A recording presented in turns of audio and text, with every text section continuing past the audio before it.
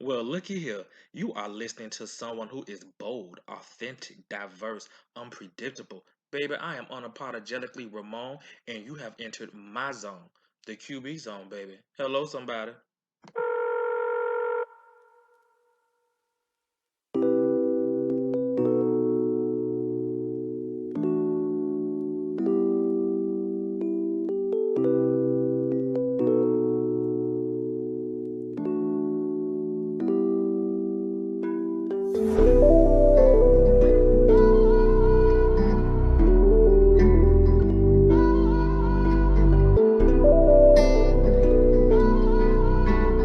Rock Legion.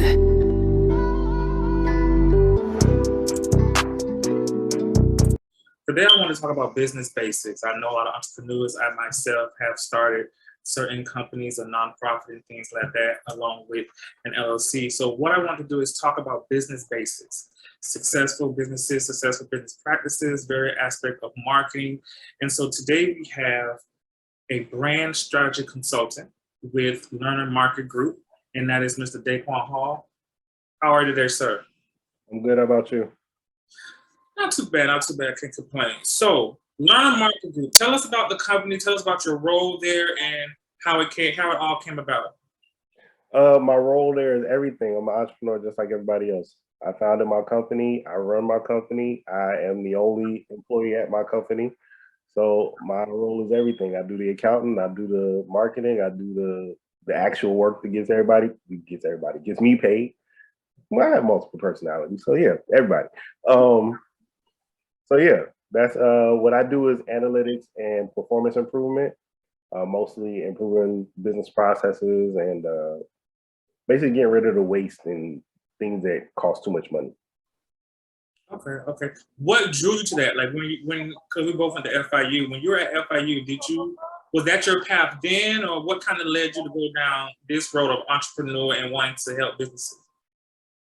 I was unemployed. I kind of always wanted to be a consultant, but I was unemployed, and opportunity came up to become an administrative assistant in a business program.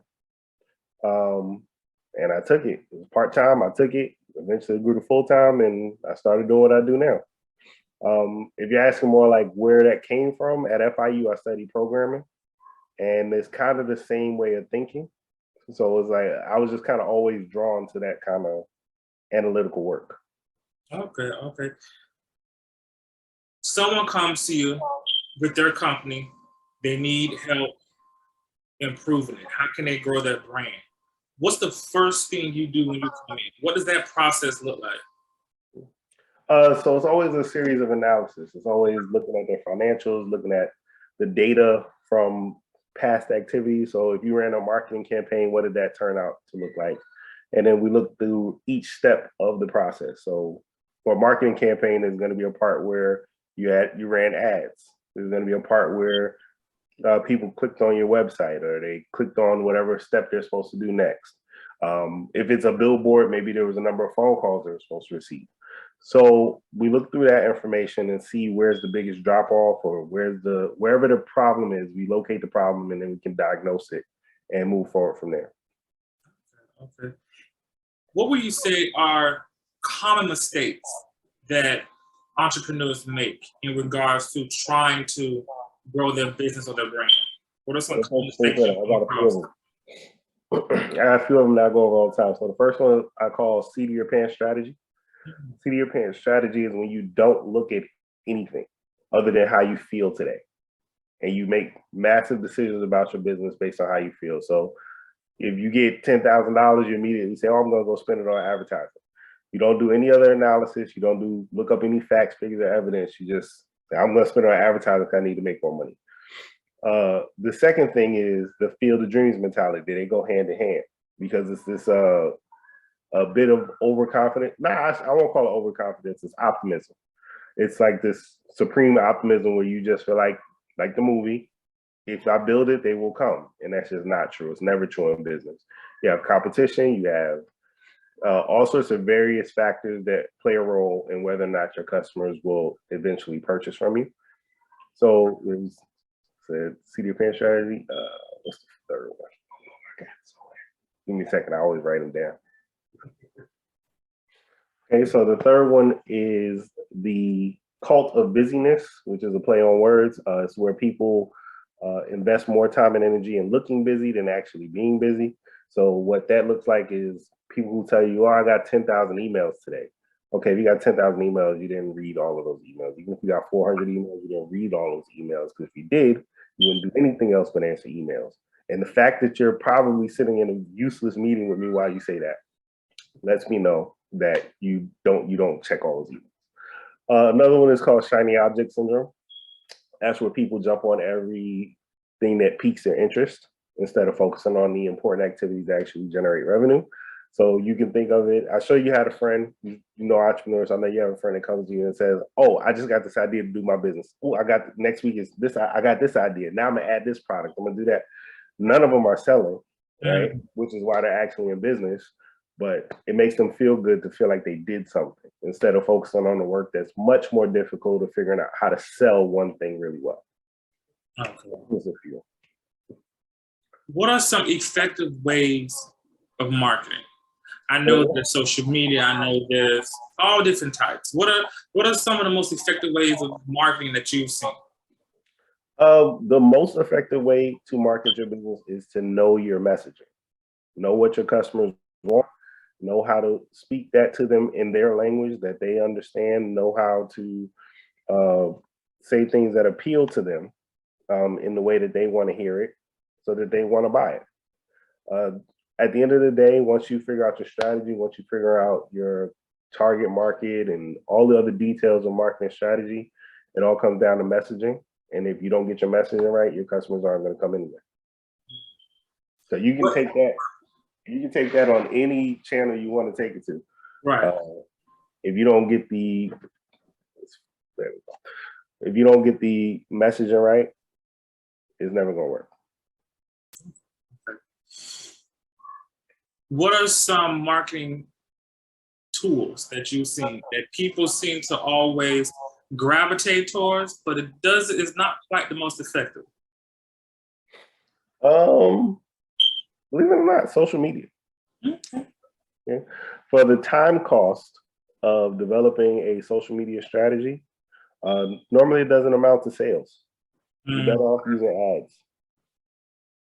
You might, so inherent in that, it's the idea that most people don't actually account for their own personal time running their business.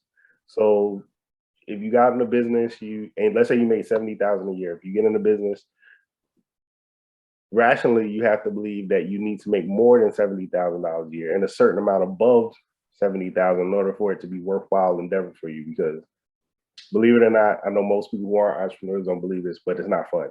You're not having more fun doing this. You're not living a better life. You're actually just doing this because you have a dream and you believe in it. Right. So as an entrepreneur, I always say you gotta at least start at $100,000. Because if you're not doing that, then you're not hitting six figures, what's the point? So you gotta account for that time. But after that, then the amount of time that you spend on social media could actually be measured and then costed out for you to understand how much time you're losing versus how much time you could save if you just ran ads to a very specific target audience that you want to buy your products anyway. All right, so to even expand on that, so if I'm on Instagram, I might get 1,000 followers, but there's no guarantee that those 1,000 followers are my target market. Right. I can run an ad for $20, and I'm 100% sure those people are people that I wanted to see my ads. Okay. What positive, I guess, what positive ways do you think, if any, that social media benefits a business? Oh, it's great brand awareness. It's great brand awareness. It's good at building community. Unfortunately, we live in maybe not unfortunately, we live in the part of history where customer voice is more prevalent than ever, meaning that the customer's opinion is more paramount to anything else that you need in the world right now. So it's a good way to pick that up. It's also a good way for your customers to connect with each other and build like a tribe around your brand. It's also really good to create emotional bonds with your customers in ways that other platforms really don't let you. So if I'm looking at an ad on Facebook, I'm really not building an emotional connection to the brand. I'm just really looking, why is this ad being sent to me at all? Right. Versus on social media, brands can be funny, they can be playful, they can connect with the conversation that's going on around the topic and add to it, and then become community members themselves. That's a good brand that does this. Well, if you look at any of the meme pages, they're really good at it. Absolutely, absolutely. Someone says that they have this idea of a business. They don't know where to start. What are some of the basics that you would tell them to make sure they have in place? What are some of the basic business 101 things that you would say, this is what you need to make sure you have if you want to have any kind of success? Go do customer development. Go do customer development. So go out, go find people who would be your customers, give them your product or service, and then ask them how they felt about it. Ask them what they like, ask them what they didn't like, remove the things they didn't like, add the things back that they do like, amplify the things they do like, and do that over and over again until you're so confident that you can build a business around this that you can move forward. So most people probably want to stop at 10. You should probably think 50 to 100 people. Okay. What if it's a business that doesn't sell a service? Sell a product. They might offer a service, like let's say some form of a nonprofit. What would be some of the basic business 101 things to look at, and what could be some positive marketing aspects? So for a nonprofit, you're still providing a service, right? So I would say you have two different customers in that case. You have funders and you have the actual people who will receive services. So you need to first go, a good way to validate your offer is to go look at whatever grants are available out there already, right? Whatever funding is already available. Another thing might be maybe you can create a new custom program that's never been run before and find money for it, but funders just never thought about it. So it'd be a good idea to go talk to the funders and see if they have an appetite for supporting that sort of program. And then the people who actually receive services, you need to know, does this actually help you? I've worked in several nonprofits, and is our audience mostly us here? Right. Right. So I've worked in several nonprofits where you sit in the room and the target audience is Black people. Right. And they come up with the dumbest ideas that you would ever hear to help Black people. And they think that they just created gold and it's brilliant. And you as a Black person really looking at around the room like, you guys are a bunch of dummies, right? So it's important to have those conversations with people who are in the community, because if you're not a member of the community, it's hard for you to know what would actually help. If you grew up a rich white kid your whole life, you're gonna have a hard time trying to understand the plight of a poor Black person. I would think, and let me know what you think about, when it comes to approaching various cultures, that can be, I'm sure, difficult in a way.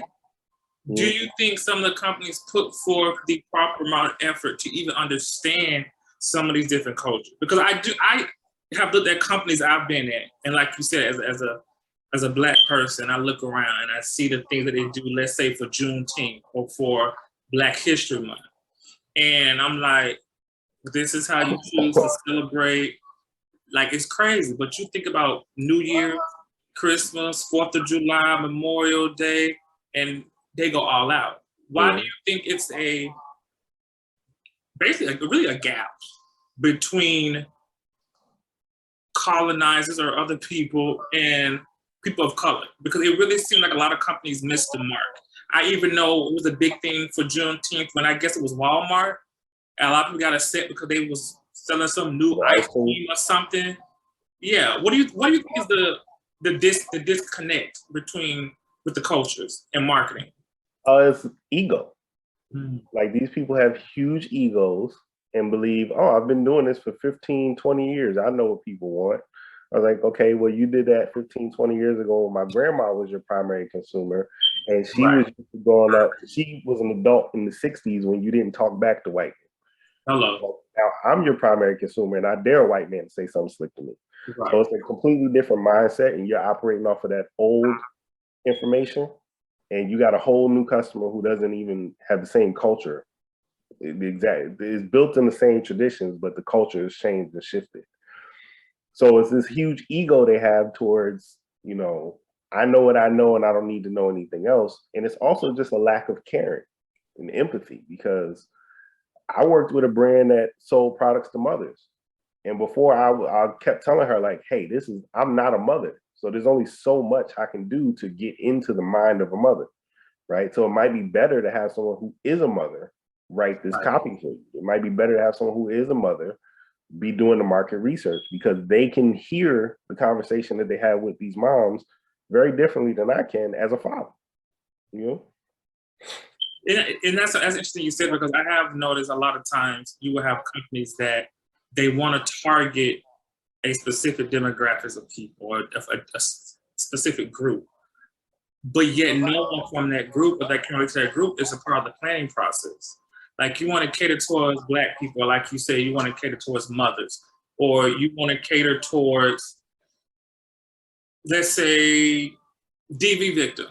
But you ain't got no survivors, no person of color, no mothers in these meetings. Or even like a lot of times, you know, in Hollywood, they'll talk about the issues with some of the award shows and just how they go about with the lack of diversity in the nominees and the winners. And then you look at the academies that some of these award shows have, none of them look like us.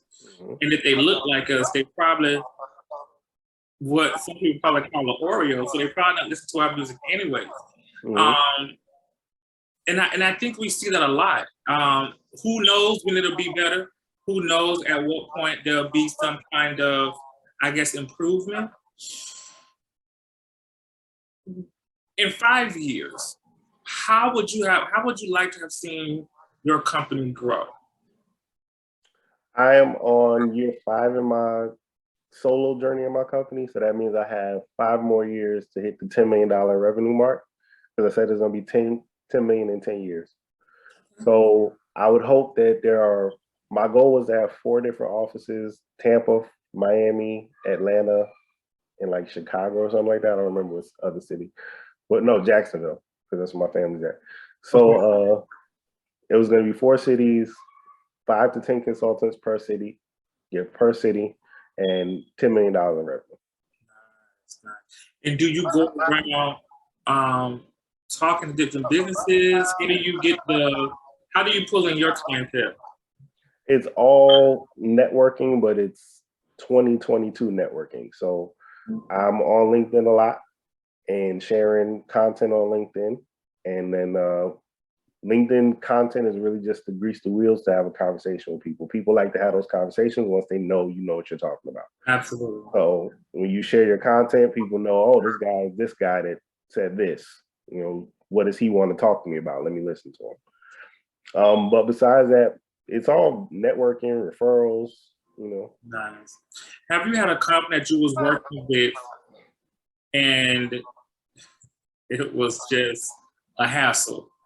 I'm not gonna so much say it was hell, but it just was not a time you were fond of, and you didn't really. It was difficult to help this company grow. Have you ever had one of those experiences, like a client from hell? No, I wouldn't say any of my clients from hell. I will say that they are all difficult, but that's just because. So with the smaller the business, the closer the person is to the money, because the business is their personal income. Right. So the larger the business gets, the less the income is personally theirs, so they don't get as attached to it. So with smaller businesses, the problem that you have is that they get really angry and anxious about making revenue right now. So if you can't give them revenue right now, then everything else you're saying is null and void. They don't care. But if you are bringing in, so when you deal with the larger businesses, the people who are edging into the CEO space, they're more interested in strategically growing their firm to become a big player, right? So they're not worried so much about day-to-day revenue. They kind of know how to bring in customers. They want to know, how do I bring in a strategy the most cost-effective way that gets me from 5 million to 25 million to 100 million? Right. Right. So the real challenge in all of that is getting the person who's the smaller business to realize you need to think like the person that has the bigger business in order to get where they are. So really the hard part is never really whatever we're doing, is the mentality of the owner to get them to say, look, this is where we're going. You got to stay focused. That's the shiny object syndrome. You talked about the larger the company, the less attached to the money, and the smaller the company, the closer, because like you said, that's their income. That when you think about the larger companies and the fact that the more successful they are, the larger they are, the less they are mostly attached to the money. What do you think are some pros and cons of that, if any? The person being in the larger company? Yeah. So you make more money, but you're less connected to the company, right? So chances are, if you own a store, you don't actually interact with customers anymore. Right. You may not even interact with your employees who interact with customers anymore, right? The larger the business gets, the further you get away from the actual process that produces value for your customers. So therefore, it creates blind spots. You really just don't know things because it's just impossible for you to continue to know these things. Whereas the smaller owner, their cons are really that they don't have any money. Right. They don't have any, everything's scrappy, everything's hard, everything's tough.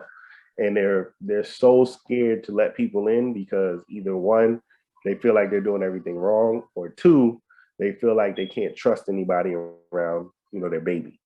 Right. And they think everything's like super unique. Nobody's experienced it before. And I'm like, no, you just haven't experienced it yet, but the rest of us have. Yeah. I'm sure everyone knows that it's very hard work or takes time to see profit when it comes to owning a business. Unless you're maybe like a celebrity who got a ridiculous amount of following and a ridiculous amount of a machine behind them, I guess, for lack of better words, could be some exceptions for those people. For most John Doe and Jane Doe people starting a business, it takes time. And it can be frustrating. It can be very stressful. What are some motivating factors that you would give to someone to kind of help them weather the storm? Stay focused on people say your why, I call it your star player. The thing that everybody has a reason why they started the business that was bigger than them, right? Maybe you didn't want your kids to, live in the place that you lived up growing up, right? Maybe you just never wanted to experience poverty again. Maybe you just wanted to prove people wrong who said you couldn't be something. Whatever it might be, you have to always keep that in front of you and just stay focused on that. For me, it's my daughter, and never having her experience some of the things that I've experienced in life. So even when it gets really difficult, it gets hard, when I'm failing left and right, nothing's going the way I planned it, which is 85% of the time. Remembering that if I don't do this, I can't afford to pay her in college cash. And then that means she has to take on student loan debt. And if she has to take on student loan debt, she'll never be able to pay it off, just like a lot of people.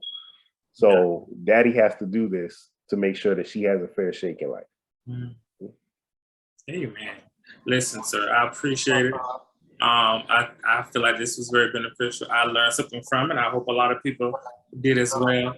I definitely wish all success. I think it's dope when you see young Black business owners. I get excited about it. I get motivated by it. And so I definitely hope that you continue to have success. So thank you so much for sharing all these insights with us. No problem, man. All right, man. You take care. I can keep you much longer. Okay, bro. All right, bye. Well, that's it for The Zone today. We are officially shutting it down. Thank you guys so much for tuning in. Until the next time, remember this. You are not responsible for the versions of you that exist in other people's minds.